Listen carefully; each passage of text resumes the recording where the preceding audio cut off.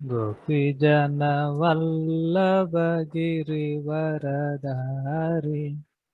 जय राधा माधव कुंज विहारी गोपीजन वल्लभ गिरिवरधारी।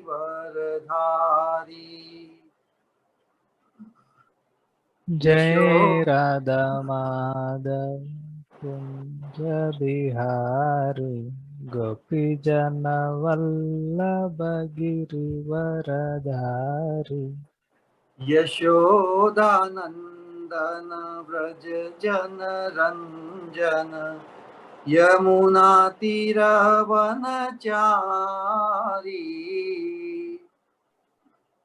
यशोदनंदन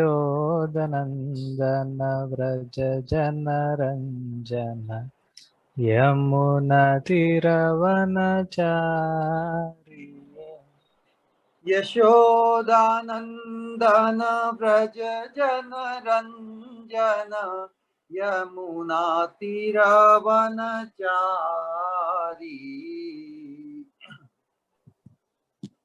यशोदनंदन व्रज जन रंजन यमुना तीरवनचारी। जय राधा माधव कुंज विहारी गोपीजन वल्लभ गिरिवरधारी।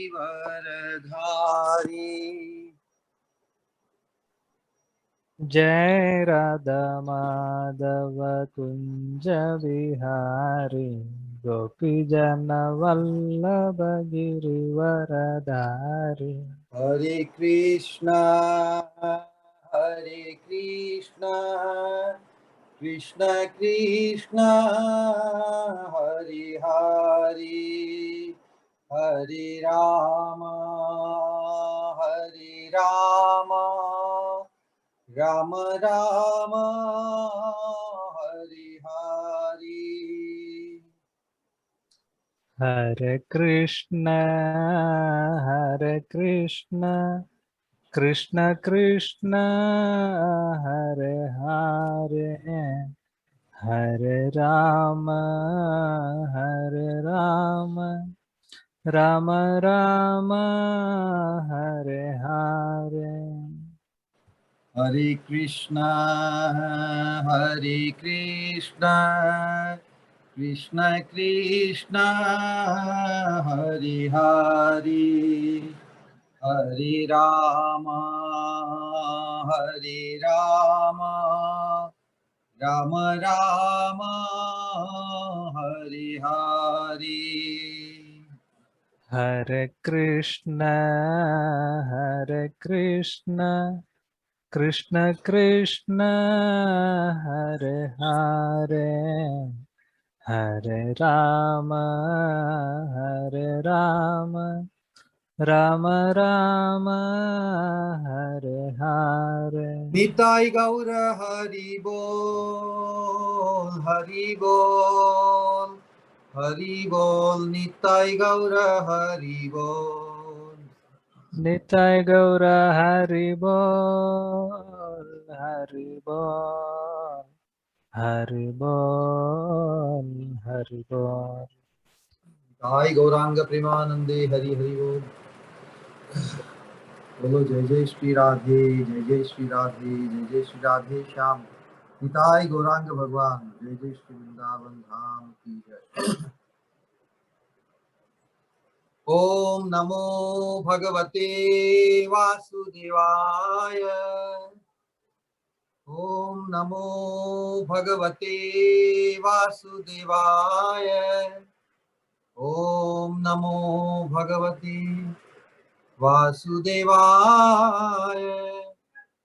नारायणं नमस्कृत्य नरं चैव नरोत्तमं देवीं सरस्वतीं व्यासं ततो जयमुदीरयेत्।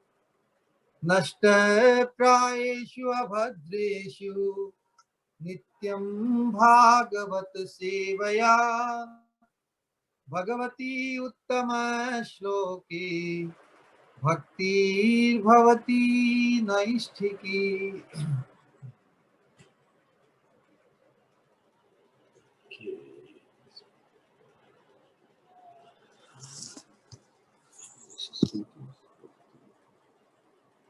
Okay. So, welcome everyone. This Param Dharma, Bhagavad Dharma participation through Srimad Bhagavatam study. So, we are in the sixth canto, chapter 16, entitled The Lord, Mahachitraketu meets the Lord. And he's offering wonderful realizations. And today is the last of his expression of realization. It's part of the prayer. And today's text number 48. It's a beautiful, profound prayer. The last one, so last one is also always culminates into the best realization. It's a very profound message. We try to appreciate.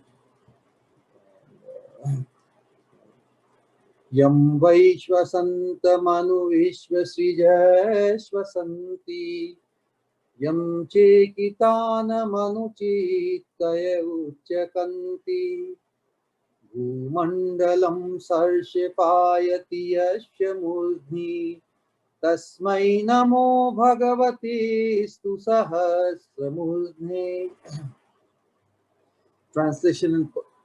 Translation by His Divine Grace, Abhay Charana Arvinda Bhaktivedanta Swami, Srila Prabhupada. So Chitraketu Maharaj is, after seeing the Lord face to face, he's expressing his wonderful realization by the mercy of the Lord and his pure devotees. My dear Lord, it is after you endeavor that Lord Brahma and the other directors of the cosmic manifestation become occupied with their activity. It is after you perceive the material energy, my Lord, that the senses begin to perceive. The Supreme Personality of Godhead holds all the universes on his heads, like seeds of mustard. I offer my respectful obeisances unto you, that Supreme Personality who has thousands of heads. Responsibly, please.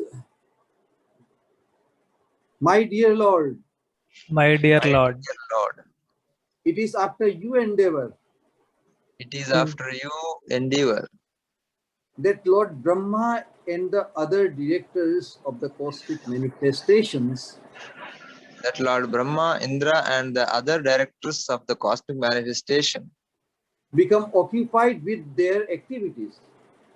become occupied with their activities. Wow. It is after you perceive the material energy, It is after you perceive the material energy, my Lord, my Lord, that the senses begin to perceive. that the senses begin to perceive. The Supreme Personality of Godhead holds The Supreme Personality of Godhead holds all the universes on his heads, all the universes on his heads, like seeds hoods, of mustard. like seeds of mustard. Nothing. Huh? I offer my respectful obeisances unto you, I offer my respectful obeisances unto you, that Supreme Personality that Supreme Personality who has thousands of hoods. who has thousands of hoods. Who else can help? Om Ajnana Timirandhasya Jnananjana Shalakaya Chakshurunmilitam Yena Tasmai Shri Gurave Namah. Namah Vishnupadaya Krishna Pristhaya Bhutale Srimate Bhakti Swarupa Damodar Swami Niti Namini. Namah Sadbhaktamanaye Manipurudbhavaya Srila Prabhupada Lasadvani प्रचार निरताय ते नमो महावदान्याय कृष्ण प्रेम प्रदायते कृष्णाय कृष्ण चैतन्य नाम्ने गौरत्विषे नमः जय श्री कृष्ण चैतन्य प्रभु नित्यानंद श्री अद्वैत गदाधर श्रीवासादि श्री गौर भक्तवृंद हरे कृष्ण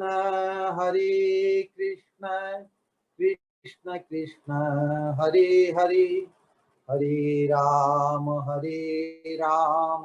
राम राम हरे हरे नाम संकीर्तनम यस्य सर्व पाप प्रणाशनम प्रणामो दुःख शमनः तं नमामि हरिं परम वाञ्छाकल्पतरुभ्यश्च कृपा सिन्धुभ्य एव च पतितानां पावनेभ्यो वैष्णवेभ्यो नमो नमः वैष्णवेभ्यो नमो नमः वैष्णवेभ्यो नमो नमः. So these prayers and the expression of his appreciation of the Supreme Lord's position by Chitraketu Maharaj, it's very, very profound.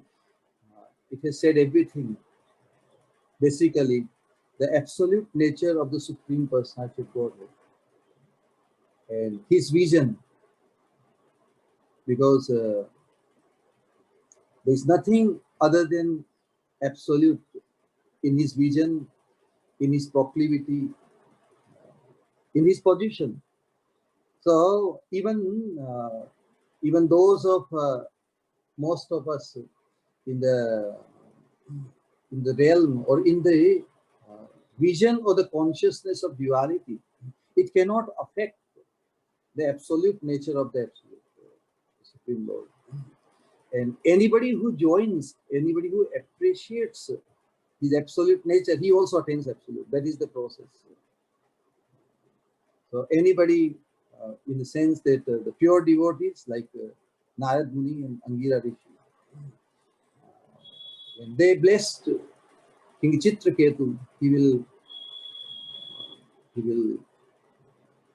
the Lord also would appreciate this later when he starts speaking tomorrow. Because he received the mercy of the pure devotees who are also in the absolute, on the absolute platform. That's why you became perfect. Perfect means attaining the absolute vision, attaining the absolute consciousness. This is very, very essential. Because, the question arises. So what is duality? Because the Lord being the absolute under all time, place and circumstances, since eternity and for eternity, the duality would not touch the Supreme Lord because he is absolute through and through. So my question, just little interaction, because this would be very significant for all of us. How we define duality? Because here, before I ask this question to all of us, the expression is that nothing moves until the Lord desires. It's a famous saying, correct?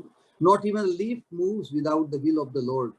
This is exactly what is Chitraketu is expressing. Lord Brahma, Lord Indra, and all the directors of the universe, without Krishna saying go, or Krishna sanctioning or willing, nobody moves. They cannot do. Their even proclivity or even their action does not start until Krishna okays it. So that is the absolute control, hold of Krishna. That's why you say when, since Krishna is in full control, always, always, always, how can anything be there which is against his interest? When we say Jive Swarupai Krishna Nitya Das, is there, does a living entity has the capacity to act against his Swarupa from Krishna's point of view? No. Whatever choice we make in the material world, it cannot perturb, it cannot disturb Krishna, because Krishna is fully situated on the absolute platform. Everything is, from Krishna's viewpoint, everything is moving only absolutely. There is no duality in his assertion, or in his, oh, why somebody is not acting the my way or no. No, everybody is acting only Krishna's way, from Krishna's point of view.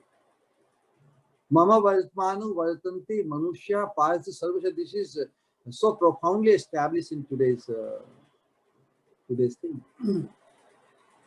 We will see this in the process of creation. So let me just ask this question, because that we, so if interaction is little possible, Sanatan Prabhu, how we will define, or the meaning of duality? At least few some of the devotees can come forward. How we define, what is the definition of duality when we think of duality? Just one or two, because in this interaction we are trying to improve, all of us. I have some idea, I have some understanding, and I would want to improve. If somebody can have a broader or better understanding, because that possibility is always there, because we are improving. We are trying to assimilate, advancing more and more, because we cannot claim, or we cannot think that, oh, what I have known is ultimate. The I-ness will go, because to be absolute, or to be that I am the best, or I know the real answer, it has to be the answer of the real person. So if I repeat what Krishna says, what a pure devotee says, then I don't have to worry, I don't have to establish the I. You see the point? The moment I emphasize I, the duality has crept in. See the point? So still, I would wish that it is some devotees come forward. What is the meaning of duality? Anybody, please come forward. I hope it is not the most difficult question. Of course, the very concept of duality, if one is plagued by this, could be variegated answers, but what is simple meaning? Because we are all struggling to transcend this duality. Krishna is never in duality. A pure May I devotee make is never in one, duality. Yes, Maharaj. one answer, Maharajji? What is the answer? Is it written? No, not written. Yeah, because you're asking, so. Yes, Maharaj. Thank you for coming forward, because we are just, this is Bhagavad culture. Culture means some action, reactions, correct? Positive. Culture is like milk becomes curdled into, becomes yogurt. So the culture means we are not static.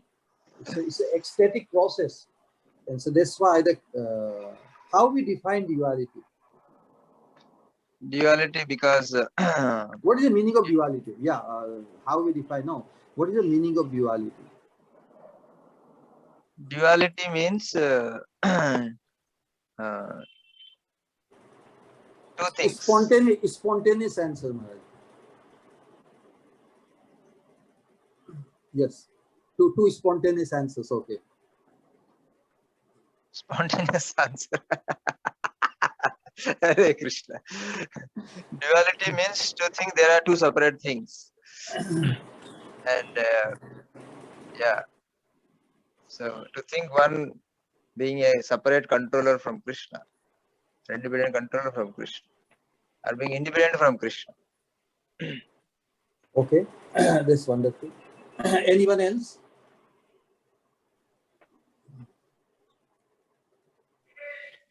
Hare Krishna Maharaj Ji, Pranam. Yes, yes, very, very good. Yeah, So, Vasudev ji have come and Balram ji have come. I think everybody is included now. Okay. Maharaj Ji, what I feel, the duality comes, No. What is duality? What is duality? duality, spontaneously it comes positive and negative thing. So it originates from the Lord's Sat Sakti. So that is the Sambhit, Sandhini Sakti. Because when we say duality, that means something exists and doesn't exist, and that happens only in material world. So when we take out something from some place, we have, there will be some negative thing and positive thing created. So those similar things, let's say high temperature, low temperature, or something existing and something is not existing. So all this existence gives us the duality, because in material world, when we take something from some place, then that place remains empty, and that whatever we take out, that goes to some other place. So that means we create the duality, that it exists here and it doesn't exist there. I just wanted a definition of duality, But anyway, wonderful explanation. Yeah, this defines the general understanding we have duality. When we say duality, the common thing comes. There is two. Yes. Yes. Okay. One more answer. Yes. What is the meaning? Simple meaning of duality. This is going to be the focus of today's presentation. Acting two different ways. Very good. Yes. Do you have some definition? Yes, I think the duality means a person who is different in his consciousness and acts in a different manner. But I think maybe a cover up just in the material world, a person who always covered their consciousness and acts in a different manner, and that's a duality, that he is different in his inner nature and acts as a completely different manner. And the materialistic nature and cover their consciousness. That's okay. it. Okay, very well tried. So again, the connotation being two is duality, but duality is something very different. Duality literally means a conflict of interest. Being two is not a problem. We are multiple. Krishna deliberately eko bhushyam. Krishna is never in isolation. Krishna is with multiple. Different opinion, different idea, different angle. That has nothing to do with duality. Duality means conflict of interest. This is what throughout Srimad Bhagavatam, and especially in today's. So why Krishna is nobody is in conflict of interest with Krishna. This is basically defined in today's shloka. Only when Krishna sanctions, everybody is allowed to move. Ekala Ishvara Krishna are sabhritya. Correct? Jare yare jaise nachaye se taise kare nitya. Where is the possibility of duality, conflict of interest from Krishna's viewpoint of view? Krishna is in absolute supremacy under all circumstances, under everybody. All time and space, Krishna is in absolute control. There is no possibility for anybody to disrupt or make Krishna Chuta. He's Achyuta. So then when we think of or describe duality, conflicts of interest here, all this in this material world, they don't cause any disturbance to Krishna. Because everybody whatever choice we make, Krishna's absoluteness cannot be affected. Just think of here what Chitraketu Maharaj is describing, the sequence of creation. If we go into second canto of Srimad Bhagavatam, 5th chapter, where the whole sequence from text number 21 to 33, these 13 slokas, which describe very systematically the manifestation of this material realm, and how Krishna at every stage, from Abhyakta Pradhan, when he starts glancing, when Krishna intervenes, Krishna enters the picture through Mahavishnu's glance, in the Pradhana, some little portion of Pradhana manifests as a Mahatattva, that is the first manifestation of the Abhyakta Prakriti.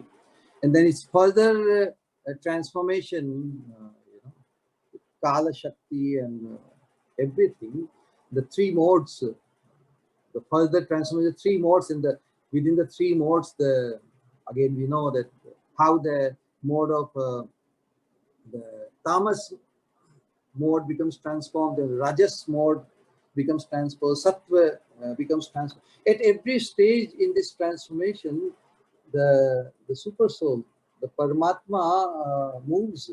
Without his moving, everything remains standstill. So that's why even when everybody is created, the Brahma and all the devatas and all the senses and the bodies and species, at every stage until Paramatma moves or sanctions, everything remains standstill. Everything. So, and at every stage of further transformation, Paramatma has to be involved. Without his involvement, nothing moves. Just think of this. So the 21st shloka, it says, Kalam karma swabhavam che mayeshu mayaya swaya atman yadrichaya praptam vibhu bhushur upadade. It's very, very interesting. Atman yadrichaya praptam. Yadrichya means by Krishna's sweet will. Yadrichya, when it comes to in relation to the living entity, we know that Yadrichya by providence, right? By providence, or in our spiritual connection, Yadrichya means by Mahat Kripa. Mahat Kripa is the only way that our consciousness is drawn or pulled towards transcendence.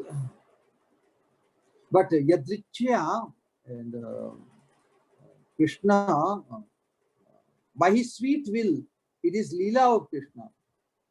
Krishna wants to appear differently, Eko Bahushyam. Just think of when Krishna has eternal realm where all his eternal associates are there, but in order to facilitate unlimited conditioned souls, this Leela, Srishti Leela, and this Leela is a facilitator. Facilitating since eternity, and whatever decision the living entity makes, it doesn't bother. It doesn't bother Krishna. Rather, it is one who is a facilitator. He is not. Krishna is not something like that. In real sense, it's motivated. Oh, I'm doing so much for the living entity. So living entity are supposed to do this for me. No, Krishna's interest is served nonetheless. Whatever decision the living entity makes, but when the living entity makes a different decision to become part of, to become connected to the direct exchange, it makes a great difference for the living entity. But it's not that it diminishes in any regard Krishna's agenda or anything. And when we see our participation, our being in this existence, where we try to understand Krishna's position, our position in all this material realm. So, but Krishna in this creation, he conducts the Lord, who is the controller of all energies. This is the point. He thus creates by his own potency. by his own sweet will. Then eternal time comes in picture. The fate of all the living entities, karma. Kalam karma swabhavam che mayeshu mayaya swaya. Atman yadrichya praptam vibhushu upadate. So the whole idea is Krishna, by Krishna's will, everything is engaged as if spontaneously, because Krishna sanctions, Krishna wills something, and everything becomes activated. So so this is the purpose of this Srishti Leela, which is also spontaneously, means just fulfilling the will of Krishna. It has been going on since eternity. It has no beginning. It is causeless. Whatever symptoms, whatever glorification which we describe Krishna, Sarva Karana, cause of all causes, beginningless. Krishna is not beginning. And from Krishna's point of view, the whole existence is Krishna. So everything attains the same nature. But on our intellectual platform, our conditioning is to see everything has a beginning. Everything has to have a cause. No? We are so conditioned, so deep-rootedly conditioned. Every human being is an intellectual being, and his very intellect becomes the impasse for him to transcend.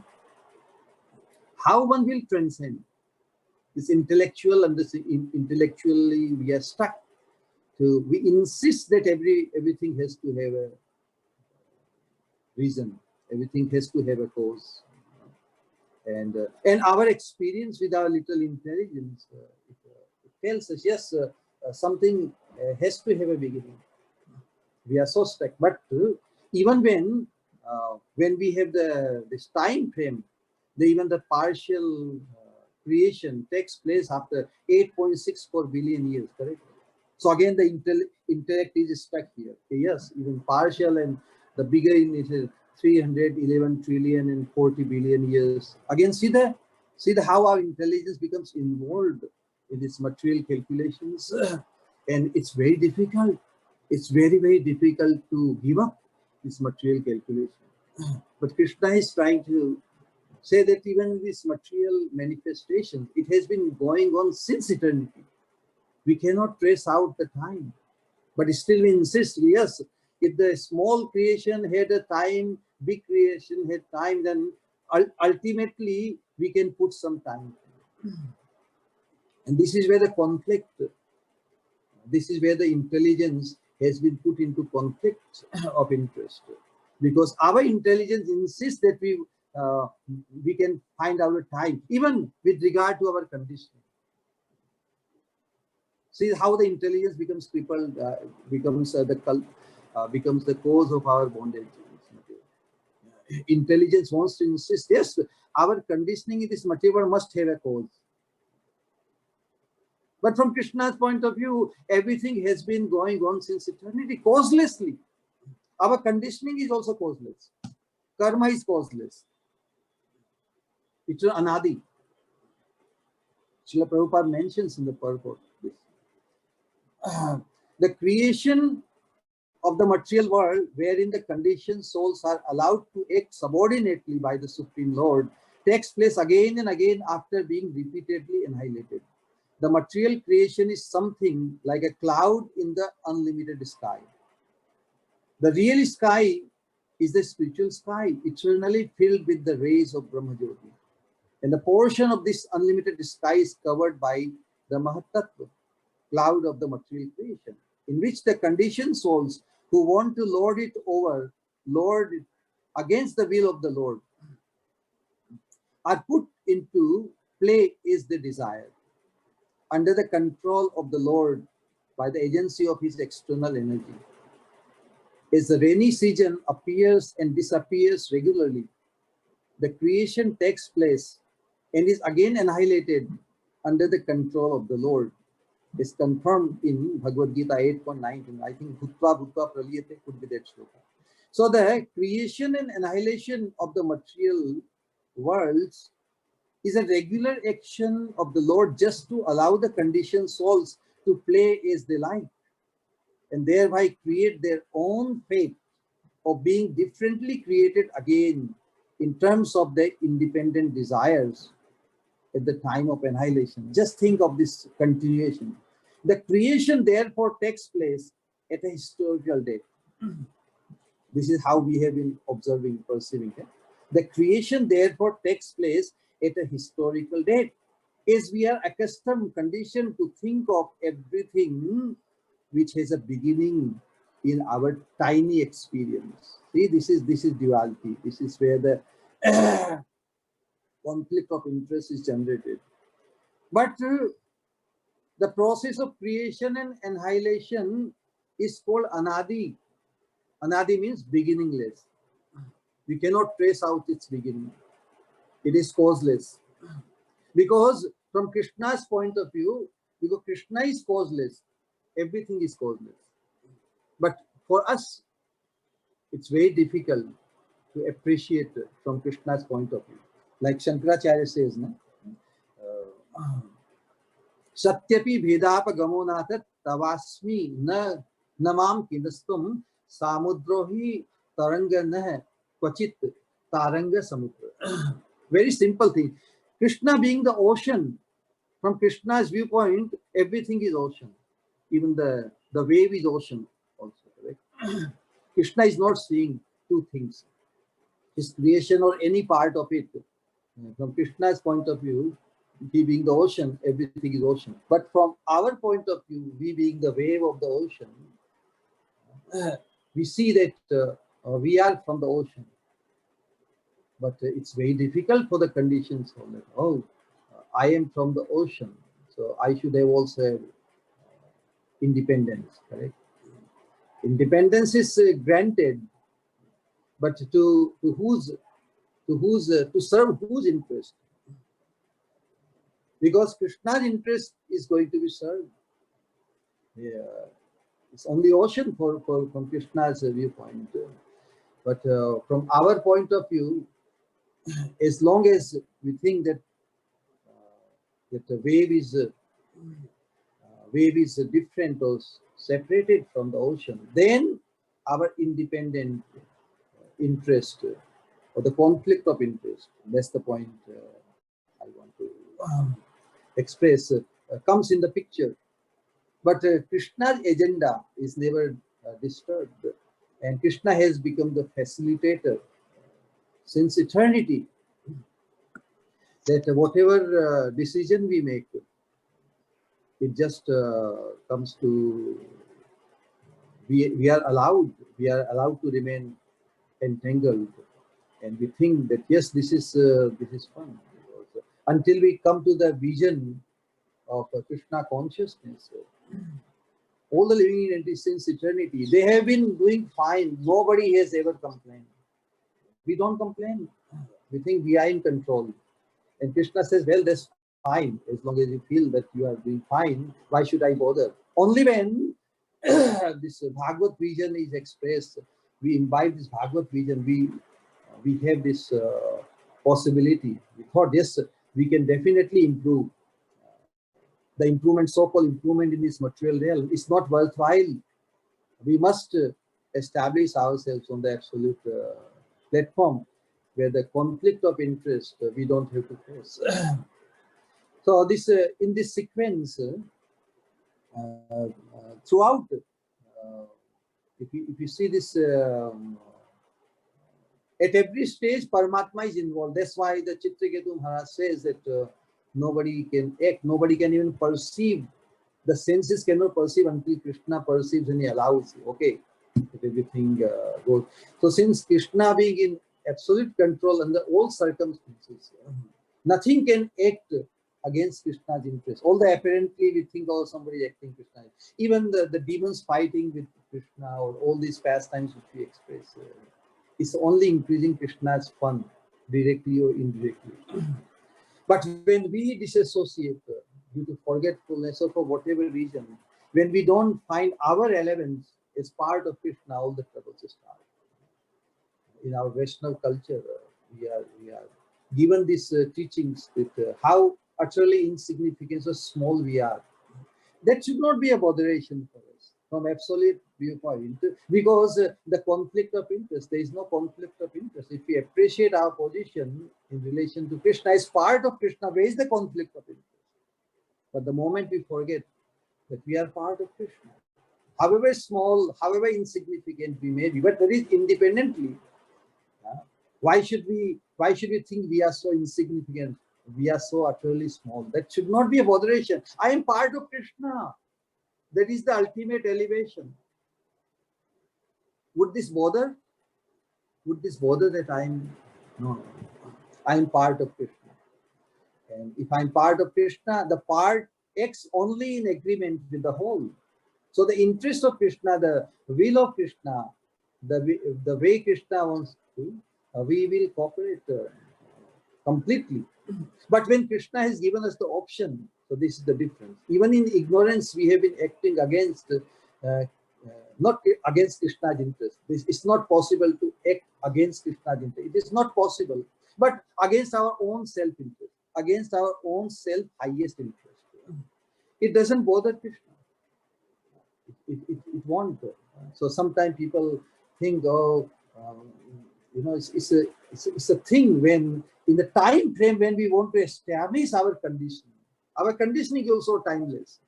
We cannot trace out. We cannot establish that once upon a time, from liberated state we gave up and we became envious of Krishna in Vaikuntha or Golok Vrindavan, and here we started our like prison house. Also, all this explanation in the scriptures, just they are facilitating our understanding that how in stupidity we have been stuck here for so long. Now is the time to get out. But it doesn't affect Krishna's agenda. But it can make a big difference. So very thought that when we sometimes people say, oh, when we left Krishna for whatever reason, we made Krishna. We must have made Krishna cry. Krishna must have been feeling very miserable. Oh, why living entity? Actually, nobody leaves Krishna. It's impossible to leave.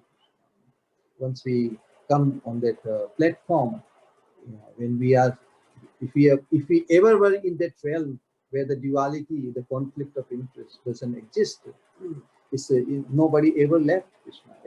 Nobody is leaving Krishna. Nobody will ever leave Krishna. So the very notion that we left Krishna is like a phantasmagoria. It's a wishful thinking. The whole idea is Krishna has been facilitating us since eternity, and the choice is again left to us that we want to join the better choice. Otherwise, things will continue. They have continued since eternity. They will continue for eternity. So towards the end, if we go to 32nd and 33 sloka, where it is described that even when all these elements of creations are put, the amalgamation, the combination factor is again Krishna. Without Krishna allowing the combination, even the whole existence, this creation process at whatever stage, unless Krishna allows the amalgamation or mixing together, nothing moves. So this is how Krishna is always in control. And so sometimes it appears that the material energy or many things, many factors, they are the cause of many things. That the cause and effect, this duality, because where we sit, do we think that we are the cause or we are the effect? From Krishna's point of view, this duality also doesn't. He is the cause and all the effect at every stage of this creation. So where do we stand? How we appreciate Krishna's position? If we appreciate Krishna as that Krishna is both the cause and effect, then the duality will be over. We will start seeing from Krishna's viewpoint and what Krishna is offering for our highest self-interest. We will be able to imbibe that message. In Chaitanya Charitamrita, in the first, in the Adi Leela, in the 5th chapter, where the cause and effect factor from, if one can study from 59 to 64, it's a very wonderful description with how the cause and effect factor, Krishna is the primary cause, not only the ingredient cause, but also the efficient cause. Secondarily, the material energy and all of us who are acting on behalf of playing our role, we take different species and different things. We act as if we are the cause of many things, but actually it is the Krishna only who is the cause. And, so that way, appreciating Krishna's position, we will free ourselves from the possibility of duality, of conflict of interest. And ultimately, there is a very wonderful description in Nav Yogendra's Katha, the third, Swamatra Atma Prasiddhay. Is a description of how when King Nimi is asking Nav Yogendra that why the Lord created this universe. It appears that he created for the sense gratification of unlimited living entities, and this has been continued. Why? So the second Nav Yogendra, he speaks Swa Matra Atma Prasiddhay. Swa means every living entity belongs to Krishna.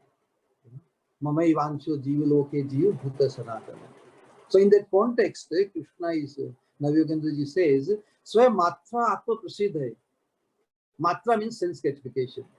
And ultimately, Atma Prasiddhay, for the ultimate liberation, for ultimate elevation of the living entity in his consciousness to become subservient in the service, in the direct service of Krishna. So Swa Matra Atma Prasiddhay. This Atma Prasiddhay means ultimate elevation of the living entity in the absolute platform.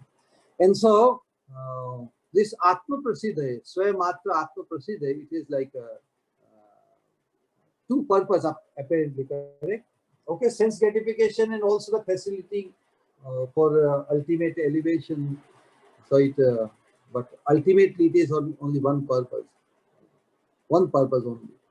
That someday Krishna has tremendous hope since eternity, and he will not quit on us. Only we will exhaust one day in our insistence to remain stuck in this condition realm, although since eternity.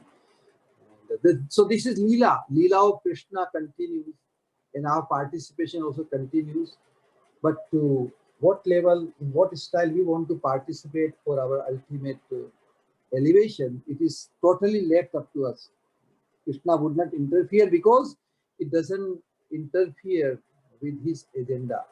It doesn't a bit, even an iota, disturbs his swarupa is anandamaya abhyasat. But it could make a big difference. And Krishna is offering, has been offering since eternity, the opportunity for us to look into him directly rather than remain stuck with his other manifestation. Because Krishna is everything. This world is also Krishna root. It's one of the manifestation of Krishna. But Krishna is offering us to directly come in touch with his most beautiful Shama Sundar, most beautiful manifestations, where the loving exchange and where the conflict of interest, one can deliberately, one can willingly give up and not keeping oneself subjected to this realm of duality, where the unlimited conflict of interest are just on the horizon. We have been facing, but we have become so used to dealing with the conflicts of interest, and we think we are in control and we can free ourselves from them. But without coming in the shelter and direction of those pure devotees who are free from the conflict of interest. Even when pure devotees, we find in the life of Srila Sripad and Srila Prabhupada, even when they give their reactive expression, it is for the benefit of the others. It is not bothering for their personal interest. Srila Sripad, our Guru Maharaj, somewhere said, why would someone do against one's own self-interest? That was bothering Guru Maharaj. He was not bothered that somebody opposed him or somebody did not agree with him. It's his free will. But why? We are part of the same spiritual journey. Why would one go against the interest of his own spiritual master? And that was bothering Guru Maharaj. That's why some devotees would not understand the will of their spiritual master and go against it. So that was bothering. So that's the only thing which the pure devotees are bothered by, because they are not situated in duality. They are not concerned with the fulfillment of their selfish or material interest. They are totally situated, but they really lament for the miserable situation or the position or the activity of the other conditioned souls, even apparently on this path of pure devotional service. But to become transcendental, it's a different thing. And unless we come across, unless we realize our position through the blessings, because on the material platform, time is up, I think. Just one thought came that even in our spiritual culture, a disciple or follower may think, because our conditioning, this intellectual conditioning is so deep rooted, that we end up thinking like that. But we have the opportunity to get over it. So the idea is that a disciple, learned or educated, he might think that he's more knowledgeable, or he knows more than the spiritual master. Correct? Is it not possible? Apparently. But actually, because he does not, conditions soul does not understand that he's part of the spiritual master. It's like a father, son. Son is part of father. Son should think independently of father's interest. Whatever he is part of him. So the spiritual master is always greater than him, because the disciple is included into the empire, or into the opulence, or into the system of the spiritual master. And when we start thinking like that, then the duality disappears. So that's the most beautiful thing, to think that I am part of the spiritual master. So whatever I apparently know, it is his credit. Credit goes to him only. Everything is offered. So if this example sometime I use, if in the external appearance, if the father is a millionaire and the son becomes a billionaire, who is richer? Who is richer? So in the duality, a son might think, oh, I'm richer than my father. My father had only this. But from the absolute point of view, father is always richer than the son. Spiritual master is always richer, always more than the disciple. If this vision is imbibed, we can very much appreciate the vision and realization of Chitraketu Maharaj. Otherwise, our struggle continues. Thank you very much, all the great souls, and please come forward if you want to say something, add something, or some questions. We can appreciate also. Hare Krishna. Hare Krishna Maharaji. Thank you for this wonderful class. Srimad Yeah. Bhagavatam is wonderful, no? When we hear from personalities like you. Yeah. So we have a question by one of the participants. So time, according to modern scientists, is a dimension. Could you please comment on the nature of time based on our Bhagavad culture? Also, could you please comment on the view that time is energy which drives everything? In Bhagavad Gita, Lord says, Kalo Asmi, time I am. This personality feature of Lord, what role does this personality play in running the universe?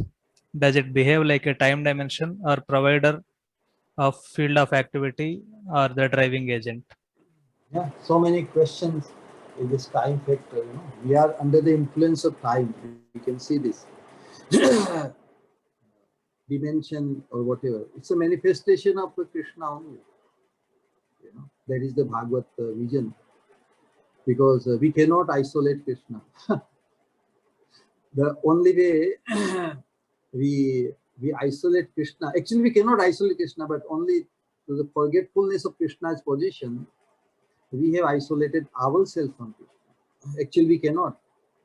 There is no question of isolating Krishna. Krishna alone is existence. Krishna includes everything. So there is no question of it. So when the time factor, the division of time, the past, present, and future, all this. This is the conditioning of our experience. From Krishna's point of view, the eternal time is a functioning, and it is manifest to give us the experience within duality. When we say, "Oh, my time is not right, your time is right," how can time is one?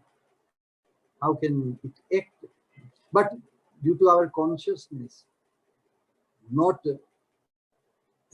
tuned with the agenda of Sri Guru or Krishna, then even time appears in duality, in conflict of interest. You are going through a right time, we say, correct? All these chakras and planets. I am going through a wrong time, and you are going through. How can, if time is one with Krishna, then how can does Krishna act in duality with one person? He is acting like this and like that. No, it's our consciousness which makes us reflect like this. Krishna is neutral in that regard. Even when Krishna appears to be acting favorably with his devotees and unfavorably with his demons, his agenda is only to benefit both.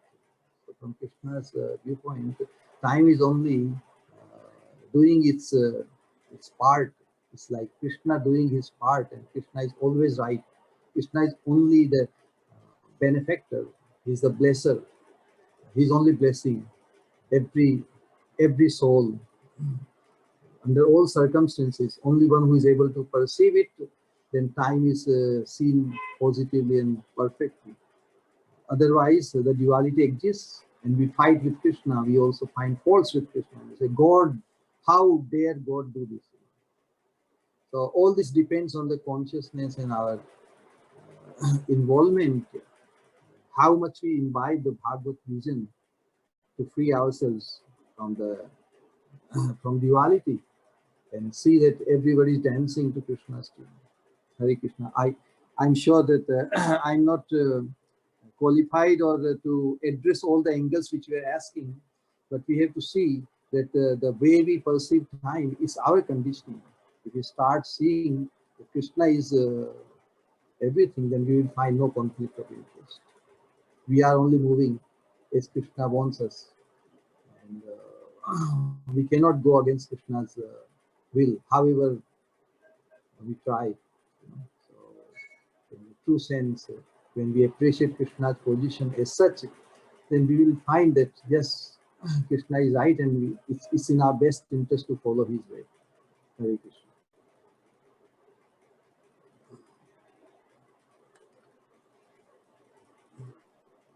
Yes, thank you, Maharaj. Yeah, we have a question by our Balramji. Balramji, please. Oh, Balramji question. Hare Krishna, Maharaj again. Very, Hare very Krishna. nice discussion.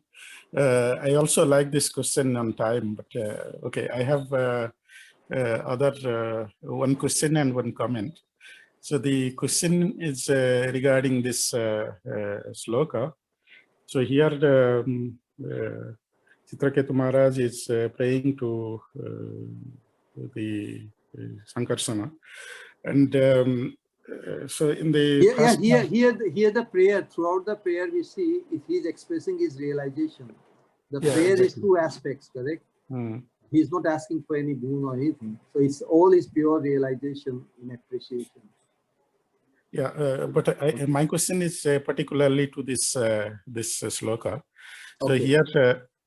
here Chitraketu Maharaj says that after the endeavor of Krishna, all the directors, Brahma, Indra, etc., they started working. So similarly, when we see from our bodily perspective, our soul is, I mean, soul is actually directing or engaging all our organs and senses. So the directors of this universe are also similarly directors of our all senses. So from that point of view, when the Sanatan Prabhu, could you display that translation. Maybe it will be clear. Yeah. So here, the first sentence says, because of the endeavor of Krishna, all the directors, they started working. And then after Lord perceives this senses, all the senses or the material energy, we could sense everything. So it is like, I mean, the Krishna is the soul of the whole universe. Like we have our soul, and all our senses, they are acting in different activities they are doing. So in a similar way, we can say that I mean, this whole manifestation is from the super soul. Yeah. So and our creation, that means the creation of living entity, is a small creation which is very similar to the whole universe. Yes. And yeah. So here my question is, in the last line it says, I offer my respectful obeisances unto you, that Supreme Personality who has thousands of hoods. So what this thousands of hoods represent? Just before that, the translator said the Supreme Personality of Godhead holds all the universes on his heads like seeds of mustard. Insignificance, correct? What appears to be so humongous, unlimited, these universes, they are just tiny, limited spark, limited splendor of his unlimited energy. So, establishes the utter insignificance of all the things which we think are so big. You got the point? Just is relatively just to help us transcend that the Lord's greatness or the Lord's glories are beyond our wildest imagination. Even the big universes appear like a mustard seed. You know, it's just an analogy given, but can we put a ratio? Mustard seeds. See again, my whole point in today is that how our intellect becomes corrupt, how our intellect becomes involved to sustain our insistence to understand everything. And the Lord, the Bhagavatam's purpose is to free us, to dissuade us from trying to understand through our calculations. You know? And because our intellect is stuck here, so to facilitate our, so until our appreciation transcends this calculative comparison, we won't be able to free from duality, because our insistence will be try to understand everything within time frame. Everything must have a beginning. So my conditioning also must have a beginning. If our conditioning is also beginningless, anadi. But our intellect is so much stuck into this, our calculations, our modern education, everything. Even this Big Bang theory or whatever, everything must have a beginning. Everything we want to understand is timeless. But Krishna is timeless. Krishna is timeless, correct? Time appears to be acting past, present, future for us in the conditioned state. But if we align ourselves with eternal time, then this duality won't bother us. Somebody is dying, somebody is becoming diseased, somebody's things are coming and going. Chaudi ke anand dekhi. Everything is seen within the spectrum of Krishna dancing. But we see crying when somebody becomes diseased, somebody leaves this body. We are so conditioned in the affinity of this worldly relationships and everything. It's very difficult. So even the liberated soul, sometimes they have to just share with the lamentation of Chitraketu, correct? He was lamenting for the lack of sun. And the Mahatmas, oh, this soul is very, this person is very miserable. How to, so they are just doing some operation and just giving him the absolute message. And it's the fortune of Chitraketu Maharaj that he is able to see the things beyond this realm of time where things are positive, negative, good time, bad time, past and future, this duality, conflict of interest. He is able to see beyond it. It's only Krishna making everybody dance. So if we agree to dance to Krishna's tune, where is the problem? So to come out of the problem, this Bhagavatam is doing the greatest boon, it's the greatest benediction, this Bhagavatam vision, where the conditioned souls taking the role as Chitraketu Maharaj or Dhritarashtra or anybody, there is a way out. Vidur is the way out for Dhritarashtra. So we should think that I am worse than Dhritarashtra. You know, the Dhritarashtra, however conditioned he was, however blind he was, there was a way out for him, correct? He found his resolve through Vidur. Have we found our resolve out of this well and situated in the absolute vision which Krishna has been imploring us so silently and so naturally? He's not beating on us. When that day will be mine, then I will be over with it and I will be fully in resolve. Yes, I'm all for Krishna, I'm all for the pure devotee. So that is the thing we have to, otherwise time will engulf us, time will overwhelm us. The only way to free ourselves from getting overwhelmed by the influence of time is to appreciate Krishna is the eternal time. And so unless our consciousness is aligned with the absolute duality free, we will find ourselves acting independent or separated or in oblivion of Krishna as the only actor. We are acted upon. That's the point. And we must be able to appreciate that Krishna is the only actor and we are acted upon and we will cooperate. Right, Krishna Maharaj. Yes. Yeah. Yes, I have a comment. If yes, comment you can say. What is the comment? So it's on the duality that you discussed it in very large. So this is, I mean, you said why everybody agrees that there is no duality in Krishna.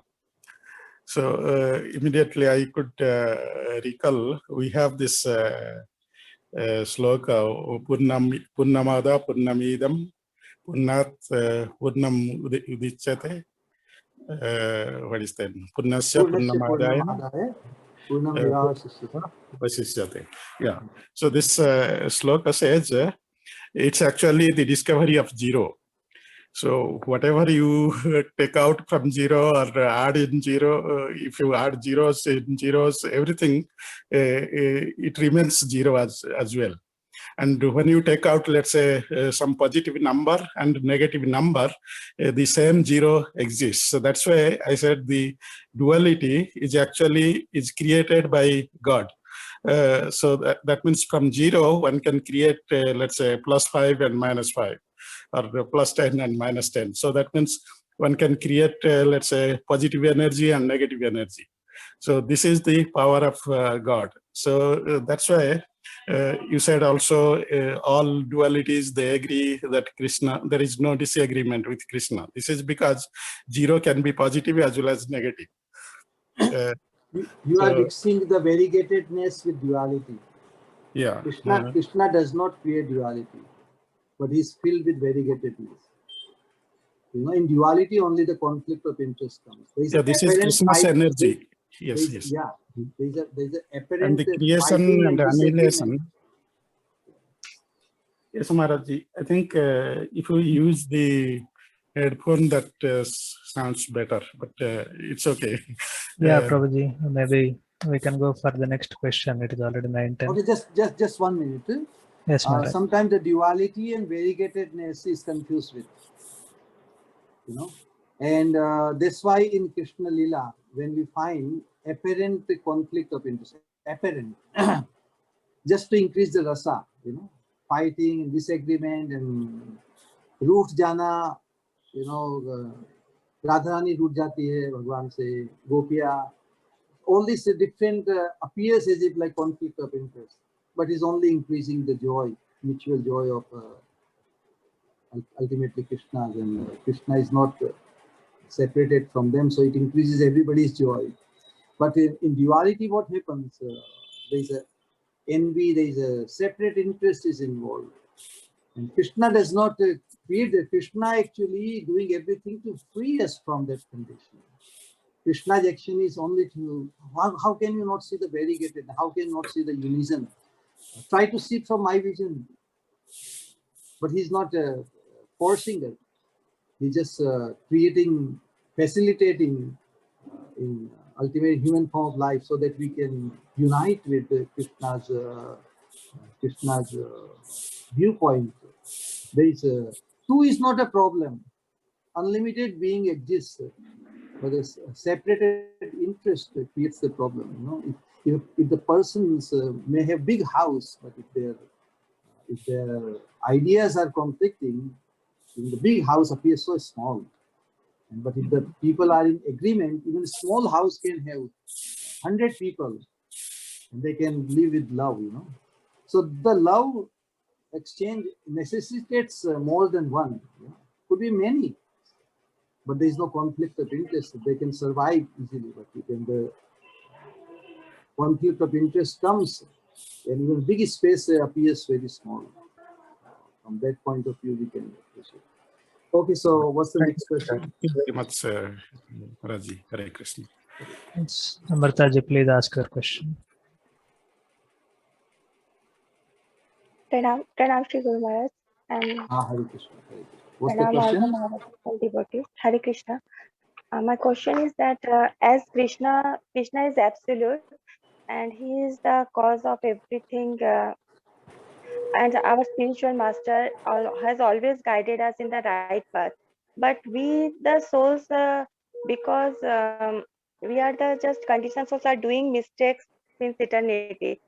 But even we don't realize it. But when we realize in our consciousness that we are doing mistakes, then what we should do to make it correct? Well, this acknowledgement that only we have been mistaking our position, then that itself is a solution, isn't it? Immediate resolve comes. The conflict remains only when we have complained. Why Krishna does this, or why somebody does this, why the spiritual master does this, why he can, but from absolute point of view, everybody is, Krishna is allowing everybody either to act on absolute platform or continue remain in the conflict of interest. So choice is individuals. So in spiritual sadhana also, when the sadhaka realizes and does not doubt, does not even for a moment doubts the transcendental or the absolute position of the spiritual master. Krishna is a part. Everything is realized in the spiritual master and his connection. That absoluteness is realized with the perception of the disciple or sadhaka to see the spiritual master on the absolute platform. Then Krishna's absolute nature is also realized. And then complaint disappears. Complaint is a symptom of conditioned state of duality. Yeah, so conflict of interest or complaint, same thing. They are rooted in duality. It is not creation of Krishna. It is only the opportunity given to us in the conditioned state to elevate ourselves, to be able to see through the problem of complaint or anything with us. That's very wonderful to come to this conclusion that we have been misjudgmental or not the right judgment in our perception. That will definitely free us from that. So the acknowledgement of the problem itself is its solution. Hare Krishna. Hare Krishna. And it's a wonderful lecture. Thank you. Hare Krishna. Hare Krishna Maharaj. All right, Yes. Sanatanji. Yeah, maybe we can conclude. Thank you for allowing more time. We'll try to minimize next time. Hare Krishna Vancha Kalpatarubhyascha Kripa Sindhubhyevacha Patitanam Pavanebhyo Vaishnavabhyo Ananta Koti Vaishnav ki jai. Jai. Shri Sripad Guru Maharaj ki jai. Shri Jai. Prabhupada ki jai. Grantha Srimad Bhagavatam ki jai. Jai. Jai Gaur Premanande. His Holiness Bhakti Swarup Govind Maharaj ki jai. Hare Krishna. All good. Thank you all for joining. See you all in tomorrow's class.